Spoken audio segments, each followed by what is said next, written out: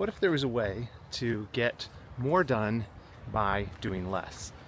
That's more or less the proposition of Cal Newport's latest book, Slow Productivity. And the title and even how I just described it sort of sounds like an oxymoron, right? And a lot of times when we think about productivity, we think about doing more, getting more done, being more busy. And often that's even why it's critiqued. People say, oh, you're talking about hustle culture, or you just want people to work all the time. But that's actually not the case. And as Newport explains in the book, the way that we approach productivity is actually better if we slow down, if we focus on excellence, on quality, which actually are things that require us to slow down. So what I want to do today is talk through the book Slow Productivity, sort of the 3 key principles that Newport outlines, and explain maybe some ideas around how we might pick up on what Newport is laying down and the wisdom behind it, and how that squares with living a fruitful Christian life. Because yeah, I do think there's a lot in this book that we can take away, that is useful, that is just common grace wisdom, and some of it's even echoed in the scriptures. This is Reagan Rose, and this is the latest edition of Redeeming Productivity. If you are listening, I am out in nature. I thought that would be an appropriate place to talk about slow productivity. So I figured I'd go on a little hike, talk through the book with you. So if you're hearing those birds chirping or my steps on the ground, that's what it is. So Newport is basically responding to what he calls pseudo-productivity, and that's this thesis that a lot of what we call productivity is actually just us, quote, trying to use visible activity as the primary means of approximating actual productive effort. And so this idea that if I'm doing lots of stuff, I must be being productive. And he says, no, it's pseudo-productivity, it's false productivity, because just because you're doing lots of stuff doesn't mean you're actually producing valuable results. So slow productivity, as he calls it, has 3 principles. First, do fewer things. Second, work at a natural pace. And third, obsess over quality. So let's talk about the first one, doing fewer things. Here's a quote from page 53. He says, strive to reduce your obligations to the point where you can easily imagine accomplishing them with time to spare. Then leverage this reduced load to more fully embrace and advance the small number of projects that matter most. So this is that whole concept of less but more that Greg McEwen talks about, and the idea that you only have so much energy. Instead of spreading yourself thin, trying to do a bunch of different things, focus your limited energy on a few things and do those with excellence. So the first step of that obviously is do fewer things. I think it can be kind of easy to dismiss this point off the bat, and you say, oh, just do fewer things? Great, thanks. That would be really nice. That is what I would like to do. And if you really think about it, I think a lot of us probably got into personal productivity because we were feeling overwhelmed by the number of things we were doing, and we need to figure out how to build more capacity to do more things without getting overwhelmed by it. And so here comes someone saying, no, just do less stuff in general. You say, well, what am I supposed to do with that? This is actually a concept I explore in Overcoming Overcommitment, and it's this idea that overcommitment is actually the problem productivity can't solve. You've got a limited capacity, and productivity can help you expand that capacity to some degree, but it can't help you overcome the fact that you have a finite capacity. It can't make you into God, who has infinite capacity. And so I would say this first principle of doing fewer things, I'm fully on board with, and I would tell you, hey, let's not overlook it too quickly. And Newport acknowledges this in the book. He has some different examples of people in different sort of work and life settings, how they might work to reduce the total number of things they're doing. The fact that actually our busyness is usually more a result of us putting the pressure on ourselves than some external force. And there are ways we can sort of change our relationship with work so that we're not so busy, so that we free up more time to be able to focus on the stuff that matters most. On page 97, Newport says that working on fewer things can paradoxically produce more value in the long term. Like, he's acknowledging that in the short term, there's probably a cost to trying to do fewer things, to cut things off of your plate. And it might be a social cost, it might even be a financial cost to you, to downgrade from the busy lifestyle to something more tenable. But his point is, in the long term, you're going to be able to produce better value, be able to produce things that are more impactful if you slow down. Like one example of this is, say you're a writer. You could write a bunch of tweets or write a bunch of social media posts, and you kind of bang out a few of those every day and maybe build a following online. But if you instead slow way down and take a couple years or a few years to write like a once in a decade or a once in a generation book that only you can write, the value you produce can be way higher that way. And I think often when we're driven so much by busyness, so much by just trying to churn out the next thing, we are paradoxically, like he said, actually being less productive when you zoom out and look at life from the long term. And again, we're going to come back to this and talk about how this squares with an eternal mindset at the end, but you already see that the big thing in slow productivity is this sort of long-term thinking, and I really do think that squares very well with a Christian worldview. So, you know, often we worry that we're going to fall into laziness and that's going to be our main distraction, but often the thing that distracts us from doing the most important work, from doing the stuff that really serves the Lord, serves others, has lasting and eternal value, the thing that distracts us from that is all the other stuff we're doing. We're too busy. There's a famous quote from Corrie ten Boom who said, if the devil can't make us sin, he'll make us busy. And if it distracts us, it's all the same to him, isn't it?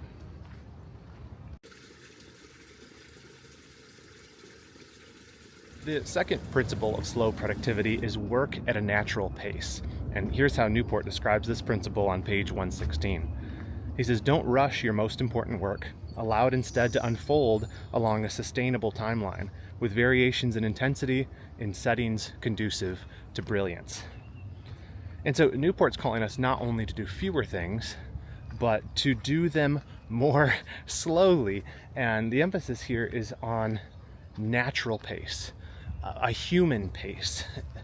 Again, you see this idea of squaring your productivity with your humanity. I talk about this in my book, actually, about we have all these mechanical notions of productivity where we think about productivity like a machine, like inputs and outputs and bandwidth and all these different things, when instead we should be thinking about more organically, more like the growing of a tree, for example, or specifically like humans, that we have limited capacity.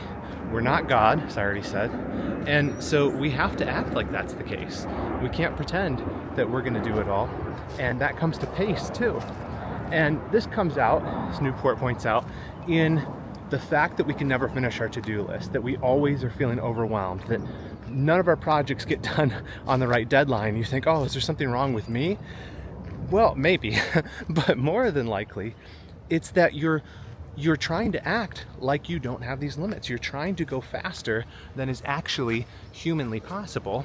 And because of that, you're not hitting your deadlines. You're feeling overwhelmed. You're trying to do too much and do it too quickly. Instead, the antidote, work at a human pace, work at a natural pace, work slowly.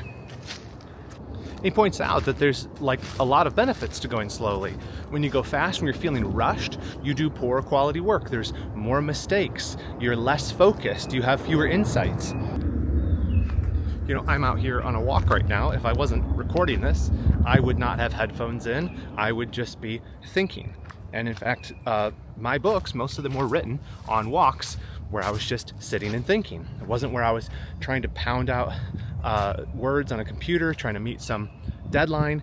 It really came from the best insights, I should say, came from the slow thinking, meditating, you know, times like Newport says, times of intense activity where you kind of just, wow, I'm really going at it, and times where you just back off and you let things ruminate. And that variability is really, I think, part of how God's designed us. And Newport talks about seasonality, the fact that you should work with times where there's really intense work and then times where it's really slow, and you have to not be under the gun all the time to actually be able to pull that off. I do think this idea of seasonality does, again, it fits well with what we see in the scriptures. Even Ecclesiastes talks about there's a time for this, there's a season for everything under the sun, right? There's a time to sprint, there's a time to slow down. And if we live at like a constant pace of working as hard as we possibly can, as busy as we possibly can all the time, it's not going to work out in the long run. We're not designed for that. We are only human. And I reference this a lot, but you should go look at my interview with Dr. Kelly Kapic, who wrote a book called You Are Only Human, which is about our finitude, how we are not God. We cannot do everything. And working at a natural pace, a human pace, is, if it comes from the right heart posture, it's actually an admission and even an act of worship to acknowledge in humility, I'm not God. I'm not God. I was reading recently in Francis Schaeffer's book, True Spirituality, and he had this quote that I wrote down because I just thought it was so solid. He talked about the fact that a lot of the problems we face, the stress, the psychological pressures we feel ourselves constantly under, are a lot of them just a result of us failing to admit that we're just creatures. Here's what Schaeffer says in True Spirituality. Quote, "The basic psychological problem is trying to be what we are not, and trying to carry what we cannot carry. Most of all, the basic problem is not being willing to be the creatures we are before the Creator. We act like we're omniscient or omnipotent." Actually, here's another quote. This is from Seth Trout. He wrote this on the For the Church blog in a post called Digital Detox, Intentional Ignorance and the Proximity Principle. He says, quote, "Part of the reason we are so mentally unhealthy as a society is that we are flirting with omnipresence and omniscience. We know too much and know about it, so we are anxious and depressed." And so from that side, he was saying, you're trying to know everything. So that's part of the problem with always being in the news, always being on social media, always knowing what's going on and getting stressed about it all. But Newport's pointing out the other side, and so is Schaeffer, that trying to do everything, you're flirting with omnipotence, that you have all the power. You're not omnipotent, nor are you omniscient, and so you're not designed to know everything, you're not designed to do everything. So admit that and calm down and recognize that there's grace. It doesn't all rest on you to finish everything, to do everything, right? Obviously we want to work with excellence, but I guess that's Newport's whole point, is excellence and speed are actually opposed to each other. That very often, to do important, deep, creative, knowledge type work, what is needed is focus, and what focus requires is slowness and fewer distractions.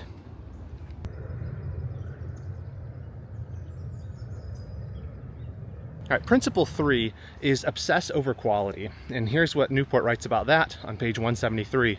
Quote, "Obsess over the quality of what you produce, even if this means missing opportunities in the short term. Leverage the value of these results to gain more and more freedom in your efforts over the long term." He calls this principle the one that holds it all together, this obsess over quality. And really, that's what drives this. I think there's been a lot of pushback in recent years against sort of the productivity culture, I guess, or calling it hustle culture, things like that, and saying, hey, stop trying so hard. And on the one hand, I get it. Like, the calls for us to slow down, calm down a little bit, I think are good and might be well taken by Christians. But there's a big question of why. Why should you slow down? Why should you work at a natural pace? Why should you do fewer things? Well, it's not just so you can, be lazy. The reason, at least for the believer, is because I actually care about quality. I care about doing my work with excellence, not even just for the reasons Newport lays out, where, he's saying you do this because quality work is more valuable. Like, that's important too. But I carry even a higher level than that. I want to produce excellence because I'm made in the image of God. I want to produce stuff that glorifies Him. I want to work unto His glory. I know that there's eternal reward tied to my faithfulness in the endeavors He's given me to do. And so I don't want to do shoddy work. I want to be a craftsman. I want to work with excellence. And working in an extreme pace or doing too many things are at odds with producing things of excellent quality. That's Newport's whole point. That's why slow productivity matters, is because slowing down enables you to actually accomplish more valuable work, to actually obsess over quality. It's actually in this chapter that we find my favorite quote in the whole book. This was another one I sort of wrote down in my little quote note card box that I have. He says, once you commit to doing something very well, busyness becomes intolerable. I love that. And I'll just say, from personal experience, this has been my experience as well. As I have more and more tried to slow down, do more quality work, focus on stuff that's going to last, I have found more and more that busyness is insufferable. I don't want to live at that frantic pace anymore because I have a reason, I have a big why for slowing down. It's not out of indulgence, it's not because I want to be lazy. I want to slow down so I can work really deeply on the most important stuff, the stuff that's going to last. And that really brings me to the final point. So those are the 3 principles, but I just wanted to wrap this up with just a reflection on thinking about slow productivity through an eternal perspective. So as I've talked about, Newport is not a Christian. This is not a Christian book. I just think that the principles square well with the Christian faith, and we can adopt some of them, and they can help us think more about how we wisely approach work. And so I would just finish by saying, at its heart, slow productivity is a call to work with a low time preference, which is to say, accepting short-term loss for the sake of long-term gain. It's recognizing that if we expand our timeline a bit, productivity looks a lot different. If we're trying to think in terms of what does a productive life look like, we're probably going to slow down, okay? And so I submit to you that if we take our timeline even further than that, instead of just thinking about what's the legacy I'm going to leave, what's my life's work that I'm going to have, which is important, mind you, but we stretch that timeline all the way into eternity, and we think, I want to live a life that most glorifies God. That slow productivity becomes even more important. To slow down, to focus on faithfulness, to focus on doing the little unseen things that have literal measurable progress, like getting in the Word every day or having a consistent prayer life. Like, you don't see immediate results from those usually, but it's the compounding, it's the patience, it's recognizing that this pays off in eternity. Even how we bear suffering, right? Recognizing that. And I think even, yes, as how we approach our vocation, the work the Lord's given us to do, if we have this long-term view of I want to live a faithful life, it's going to help us avoid sort of the speedy approach to everything.